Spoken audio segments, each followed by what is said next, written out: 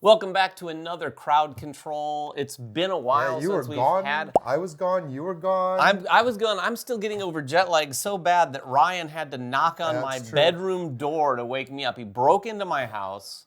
He came back and knocked on my door. He'd been sitting out here waiting for 20 minutes saying, "Is David dead on the floor?" I was worried. I mean, you know what? I wasn't. My internal clock is just messed up. Yeah, I mean, you were 12 hours off. Japan is like 12 hours off almost. So Yeah, but it's been that's a while crazy. since I have really little excuse to have slept, but I slept late. Yeah, but welcome back and welcome back to Crowd Control. Now, the downside of you being gone, we missed a lot of cool stuff. We did. Unfortunately, like Dice Throne, that's already done. So that was a huge campaign. So there's quite a few that are running right now, stuff that we missed that we might talk about online or maybe in a future episode. We will talk about them in a future episode, but Yeah. they're all most of those are doing well. Lands of Evershade just launched. Yep. World Order, which Yep. we have content for a lot of these That one too. did pretty but, well. Or is there's doing a well. lot of good crowdfunding going. And we might have gone back and talked about some of the stuff we missed if this wasn't another gigantic launch week. This is a big week. It's crazy. Are you getting tired of us saying this is a big I week? mean, this September, October, November, this whole set of months, we said it was going to be big, and we were not wrong. I don't want to go on. Well, I will. I'll go on record. I do think that this last few months of 2024, maybe some of the biggest crowdfunding board gaming months ever. I mean, outside of a few big ones. But I mean, we've had Cyberpunk this year, which was massive. Yeah. But so many other big games releasing, it's been- all on top of each other. I don't know when it's going to end, but it's not ending Probably this by week. Christmas. Usually holidays, they know you're spending That money is in other true. places. We'll see. We'll have our campaign running up over the holidays. Hopefully our campaign will be the only campaign running in the hopefully. month of December. That's not true. I know of some early December campaigns. All right. Anyway, this week we've got some things launching. The first one is Vestige. If you haven't heard of this is the next one from Orange Nebula, people who make Vindication, make Unsettled. This one is a lot like Vindication. Yeah. I did some digging though, and they've actually had their preview page up that's pretty much their page up for a little bit now. So there's a lot of information out there if you want to dig into it. Go ahead and go check that out if it's still pre-campaign right now. But it is launching this week, and it has a lot of the same mechanisms. It in many ways seems like not Vindication, almost 2.0. Yeah, I would almost call it Almost that. 2.0. Plus, it's set in a completely different setting. This is not a sequel to Right, Vindication. new theme, sci-fi theme now. Sci-fi, cyberpunky sort of theme. I wanted to focus in on one of the aspects that is pretty unique that I actually got on the phone with him and talked about the other day, and it's called the Nemesis system. There's going to be, if you're familiar with Vindication, as you go around the board, it has those sort of revealed endgame trigger cards. This game has that too, but with the Nemesis system, and you can play with one Nemesis, and you can use the Nemesis in co-op, solo, and co-op competitive games. But you could use a number of Nemesis. In fact, on the phone, I don't know that they're officially going to say this, but on the phone, they said you could play a 6-player game with also 6 Nemesis. That sounds insane. But the Nemesis aren't like chaotic. AI players. At first glance, you're going to think, oh, is that just an AI player? It's not an AI player at all. But they're going to have a card that sits out that has a unique flavor, and this is where it makes it almost kind of feel Unsettled-esque in that each game can feel wildly different. But this Nemesis says, okay, this game, this is how some things work. Yeah, it changes the rules a little bit. It changes the rules a Or little adds bit. new layers to the rules. But each Nemesis pack is also going to have a bunch of threat cards that get put out, I don't know exactly how, but kind of in those same spots that the endgame trigger cards go out. So they affect the game that way too, with almost what sounded like event-type situations where that happens, it gets revealed, and it can have drastically different things that happen to all the players that tie in thematically to what that Nemesis is all about. Like some of the examples they gave me is like, putting bounties out on people and stuff like that. Not players, but different characters that you all have. And then on top of that, all the different decks of cards that you're collecting in the game, the Nemesis might have cards, some amount of cards that actually get shuffled into a lot of those decks. Again, so that as you're playing, naturally, you're seeing some stuff that's relevant specifically to the Nemesis. That's a huge update. It's very interesting. It sounds like it cool takes the twist. game and makes it feel incredibly fresh every time you play it. And you might find combinations of nemesis that are like, oh, how's that going to work? That's going to be interesting. Yeah. But anyway, I'm looking forward to this. I'm looking forward to it too. I love Vindication. We're big fans of Vindication. Vindication, for me, I think it's pretty high up in my top 10. So we'll see how does Vestige come in and just replace that? It will. Does it sit alongside it? It Probably will for replace you, it for just me, for the just theme alone. Right. So the one I want to talk about now, I want to talk about this because they're doing something that maybe has been done before. I have never seen this done before, but I want to talk about waste of parts. And this is from Sky Kingdom Games. And the reason that I'm talking about this next, it's a cool game anyway, but they're launching on the same day as Vestige, and they're working together. And again, this is a cross company promotion that they're working together. If you back Vestige, you're going to get a free expansion for Waste of Parts. And if you back Waste of Parts, you're getting a free expansion for Vestige, which, again, I have not seen that kind of collaboration before. It is really cool, and it goes hand in hand with both of these companies, but in particular Orange Nebula. They're all about sort of like a rising tide lifts all ships sort of thing, and they work together with Sky Kingdom Games to do this, and they're calling it, it's like a comic book crossover.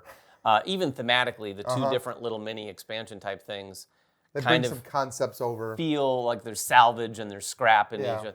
Now, it must be said, these things are also still available. They're not making it so you have to back the other thing to get them. But you do get them for free, which is kind of a cool thing. And not only do you get them for free, you can buy just the one. But if you don't have Waste of Parts, and if you are not preparing for that, having that crossover pack is cooler if you have both games, because you're like, oh, I get to see the different, whatever. We're not promoting that. I just think it's a cool idea. Well, if you just get one of the games, you're going to have an expansion for a game you don't own. So. Well, yeah. And so Waste of Parts is cool in its own right. This game is giving me FTL vibes for sure. We have not played this one, but I have looked over it. And if you remember that, you're kind of piloting a ship as it goes through space. Well, in this, you are piloting a mech as it goes through the Waste of Parts, which is where all the scrap has fallen, and you're trying to survive through this by using this interesting action selection system where each player's crew, you've got rooms that you're moving to, you've got cards that you're playing, you've got upgrades, and you're crafting and salvaging and all the stuff that you'd expect from that style of game, but it's all done via this action selection system where you get a limited number of action points, and it is cooperative as well. So you've got these, character powers that you're leaning into, your asymmetric abilities for who is doing what on this giant mech. And the mech itself is basically this board where you can interact with it and play cards and stuff. It has a very, very cool look to it. I don't want to say steampunk because it's more like industrial. Yeah, industrial punk, maybe you it might want looks to call like it. Maybe like the whole theme reminded me of like Battle Angel. Battle Angel Alita. With the stuff falling from the sky. And it's like this world where they've turned the junk into this giant mech, and it's just like plotting through it. It's very, very appealing. Jeremy also, I think, is going to have some content on this game. I know. I'm going to have him bring it down because I want to give this one a try. So we'll all get a chance to see it very soon, if not on the campaign. Yeah. The next one we want to talk about is one that we're going to have content on the channel for. Depending on when you're watching this, we'll have this up. It is Defenders of the Realm. They call this, I think, the Legends Edition. This is the new edition of Defenders of the Realm. If you're not familiar, Defenders of the Realm is sort of an old classic cooperative game. Yeah. Like this has been around for a while. With that said, if you look up Defenders of the Realm and look at the old box and the way the game looks, it looks a little... It needs an update. It looks a little dated. And that's what they did here. Now, they did so much more though. This game looks completely different. And I will say this, I dig the way this new one looks. I do think the artwork is going to be, some people might like it. Divisive? It might be divisive. It's got this kind of, what I always call cool cartoony look to it. It's cartoony, but it doesn't look overly childlike. It almost looks Penny Arcade-ish. I like that art style. I do too. It's really fun. But the gameplay itself has also been updated. You're doing a lot more in this game than you did in Defenders of the Realm, and you're doing it in a different way. The biggest difference, sort of after you've played it overall, I think the first thing people are going to say is, in Defenders of the Realm, kind of like the original one, in Pandemic, when things would explode and get bad, they would kind of like branch out. In this one, there's a big castle in the middle, and all of the things, it feels more tower defense-y. So instead of exploding out, everything is moving in along these channels towards the Like a castle. little tower defense. So it makes the overall experience feel more tower defense, less traditional cooperative like Pandemic and things like that. Oh, it looks cool. And it looks really cool. A lot of cool miniatures. Massive, at least the prototype we had, massive table presence. We didn't have a full-fledged board. We had this big scroll that we unscrolled, but it covered most of our table.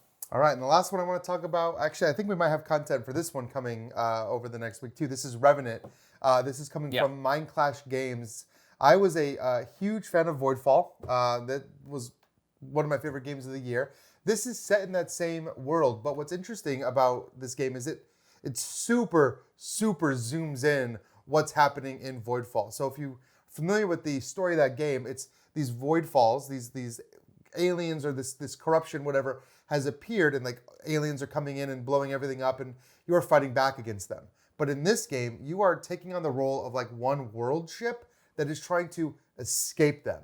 So it almost has like a little bit of a Battlestar Galactica vibe to it, in that you are fleeing these Voidfalls, and you have to kind of take actions to protect your ship. You're taking actions in the form of sending out ships to fight, to send out drop ships to explore the nearby planets, to upgrade the Revenant itself, which is the ship you're on. But it's all done through this worker placement mechanic. But the real like cool part, the hook, is that there's all these different houses that exist within the Revenant, like kind of tying into the major houses of Voidfall.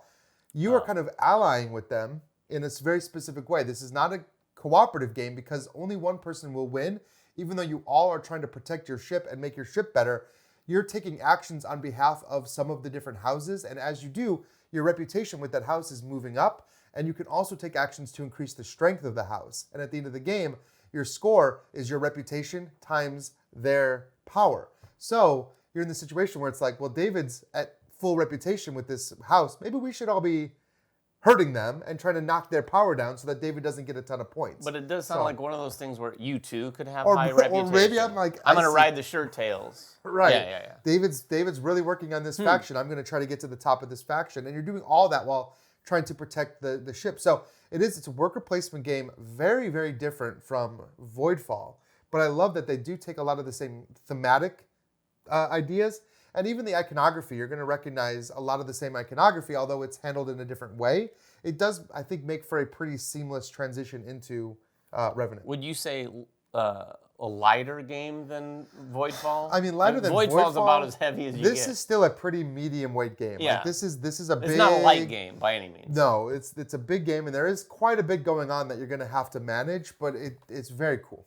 Yeah, so those are the 4 massive campaigns that are all launching this week. There's probably even others that we're not mentioning here. Let us know in the comments below if you think we've missed one and what you think about these campaigns. Until next time, though, make sure everyone has fun at the table, and we'll see you then.